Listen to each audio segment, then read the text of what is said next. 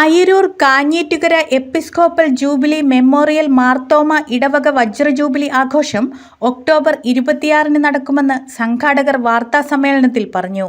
ഈ മാസം 26 ഞായറാഴ്ച രാവിലെ 8 മണിക്ക് വിശുദ്ധ കുർബാന ശുശ്രൂഷയും തുടർന്ന് 10 മണിക്ക് വജ്ര ജൂബിലി ആഘോഷങ്ങളുടെ ഉദ്ഘാടനവും റാന്നി നിലയ്ക്കൽ ഭദ്രാസനാധിപൻ doctor Joseph Mar Barnabas suffragan മെത്രോപൊലീത്ത ഉദ്ഘാടനം ചെയ്യും.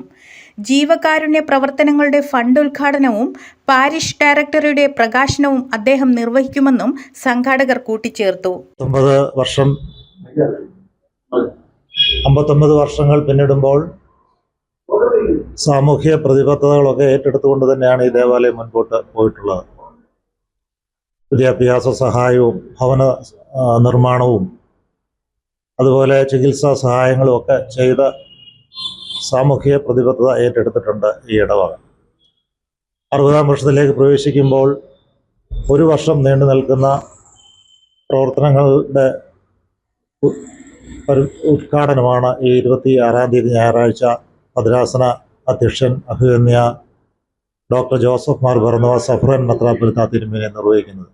ജീവകാരുണ്യ പ്രവർത്തനങ്ങളുടെ ഉദ്ഘാടനം, അതായത് വിവാഹ സഹായം, ഡയാലിസിസ്, ഭക്ഷ്യക്കിറ്റ് വിതരണം തുടങ്ങിയ ജീവകാരുണ്യ പ്രവർത്തനങ്ങളുടെ ഫണ്ട് ഉദ്ഘാടനവും അതുപോലെ പാരിഷ് ഡയറക്ടറുടെ പ്രകാശനം, മെഡിക്കൽ ക്യാമ്പുകൾ, ബൈബിൾ വായന, പഠനം, അതുപോലെയുള്ള വിവിധ തരത്തിലുള്ള സമ്മേളനങ്ങൾ എല്ലാം ക്രമീകരിച്ചുകൊണ്ടാണ് ഒരു വർഷത്തെ പ്രവർത്തന പരിപാടികൾ ഉദ്ഘാടനം ചെയ്യപ്പെടുന്നത്.